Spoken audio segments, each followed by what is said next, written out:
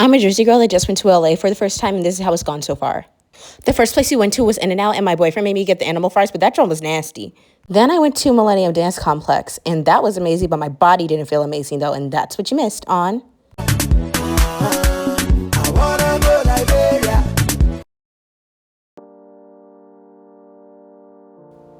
At Playground LA, my first heels class. The teacher asked us, "What makes you a star?" Without hesitation, I said, "Resilience." Because I know I have the work ethic of someone who wakes up at 4:44 a.m. to go from New Jersey to New York every morning. The hunger to take a dance class fresh off a flight from New Jersey to LA. The determined spirit that keeps going no matter the outcome. What I didn't know was how much that resilience was about to get tested. On the East Coast, classes start on time. In fact, if you're on time, you're probably late. And when you get there, you better be ready to work hard, like your life depends on it, because it does. So when I took my first class in LA at the Millennium Dance Complex, I was taken aback when class didn't start on time, no one was in a rush to warm up, and everyone was mingling, as in talking to each other. I grew up in a studio culture where you don't talk in class. You don't talk or engage with the people around you. You focus only on yourself and improving and performing to the best of your ability. I realized that experience that I grew up a very serious dancer. I forgot that dance was supposed to be fun, something that makes you part of a community. As someone who thrives in team environments, a former arena football cheerleader, I didn't realize how much I missed that energy of growing together. California forced me to admit something. I had become a serious dancer. All my life, I dreamed of the stage, of performing for thousands of people and hearing their applause. But be careful what you wish for. Joining a dance team meant 8-hour rehearsals, late nights, full-out routines, blood, sweat, and tears. I became a machine. Dance was no longer a hobby, it was a job. Me and dance were one. I became dance.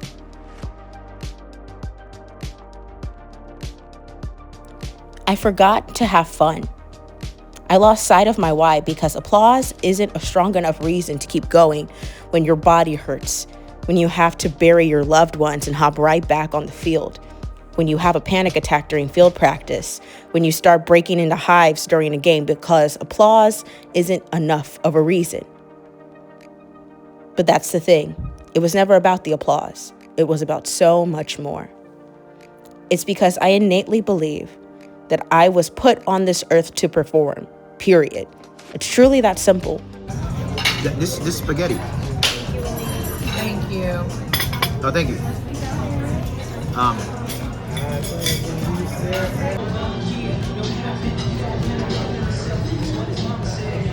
Wow. That's how you use all the lemon juice. That nigga don't know. That nigga don't know how to use that lemon juice. You know what I'm saying? Cheers.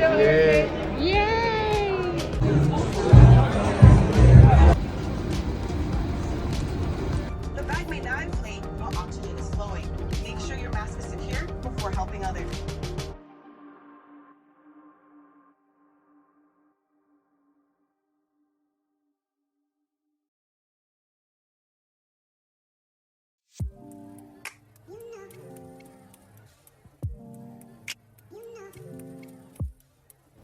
Three years ago, I decided to take a chance on myself and go back to my alma mater for a summer dance intensive.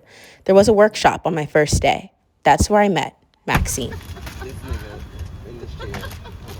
We were told ahead of time that she was working on a musical, and every fiber of my being woke up. It's been my dream ever since I was little to be on Broadway and be in a show about step. I couldn't dream of a more perfect show for me, so I did not throw away my shot. I elevator pitched myself to her immediately after the workshop at the dance intensive. From that interaction, I booked myself my first theater workshop. So when I met Bryson during the latest step show workshop, who came from the same summer intensive as me and pulled the same elevator pitch on Maxine, I couldn't help but instantly be fond of him.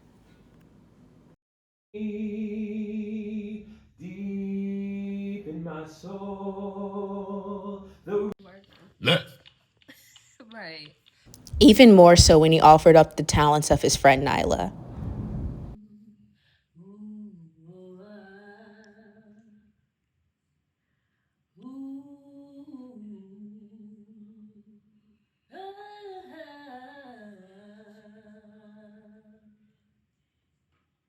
The rhythm is calling me. We can go home. That's The red van taking us from New York to Vermont wasn't only bringing new friends, but old friends too. I started this journey with Maya, who I did my first step show workshop with 3 years ago. Oh, I see a light shine through the darkness.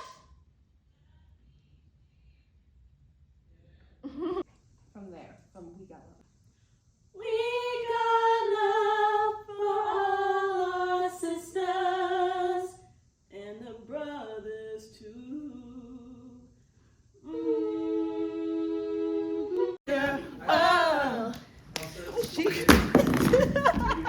I'm wishing that they were her hands. And that, ladies and gentlemen, is me if I were a boy. Jordan. Deep in my soul, the rhythm is calling me. Deep in my soul, oh, deep. And last but not least, our very detail-oriented director, Daryl. Yeah, that's what it's supposed to be. Yeah. I'm messing it up. If you go, wow.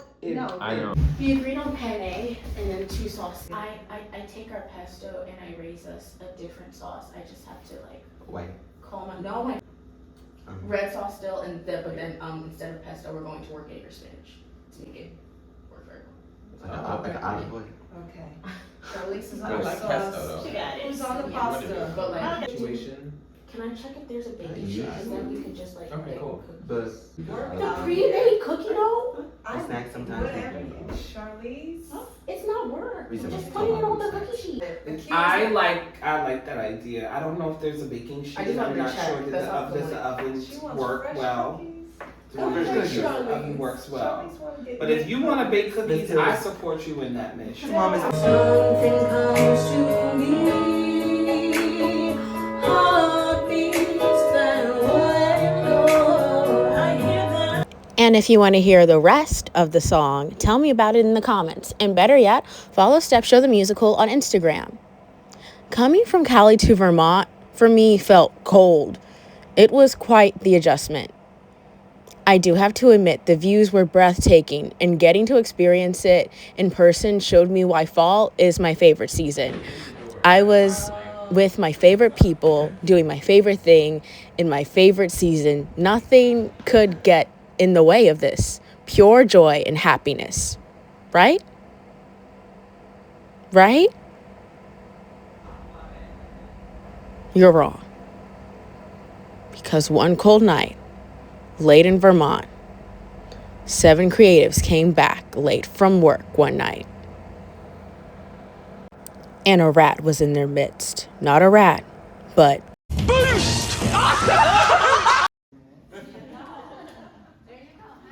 it scurried into the stove, then the oven.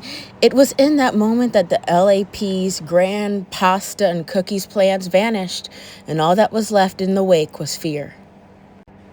I was in really bad shock when this happened, and I'm so happy that I was with the group of people that I was with because they were patient and caring. Everyone checked in on me and helped me come back to myself. I had no idea how bad the incident did me in. It wasn't until Maya talked to me in private, once we got back to our hotel room, that's when I realized how upset it had made me. We stayed in a hotel in Massachusetts, and the rest of the project went on without a hitch. If you want to know more about the creative process of a musical and how works make it to Broadway, let me know, and we can chat in the comment section below. After Vermont, the next day was Halloween, and I got to do something I've always wanted to do. A Broadway Halloween. Here's the thing about Halloween in New York. It's really cute, like Halloween Town in real life, with a lot of Spider-Man. But then it gets nasty real quick. But that's New York for you. I've hinted at the fact that I used to work in New York, so here's the full story. I got an entry-level marketing job, which was actually a sales position. I thought it would be a regular 9 to 5, but it turned into a 7 to 7 real quick, and I was more than willing to work hard and put in the work. Why? I wanted to be in the city. I love New York so much. I love New York that much that I was willing to wake up at 4:44 every morning and put on my war paint and play Strut by the Cheetah Girls like my life depended on it. And apparently it did. And I was fired 3 weeks into getting my job because I didn't hit the sales goals of my week twice in a row. And that's New York for you. It's kill or be killed. And when you make it here, you feel like you can make it anywhere. And that's what I want. I want to be on Broadway. To keep the dream alive, I bought a ticket to Death Becomes Her for their Halloween show. This was when I was employed, so I thought I would treat myself. And it was quite the treat.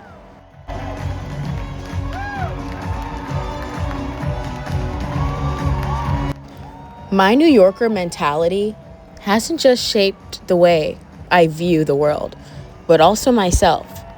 I have a relentless ambition that thrives under pressure and a fast-paced environment that has contributed to my inability to slow down, not just in California, but in other environments too. So join me for this last week of Vlogmas. Don't forget to subscribe and help me as I am a small creator on my journey to 1K subscribers. And remember, in everything that you are and in all that you do, don't be afraid to take up space.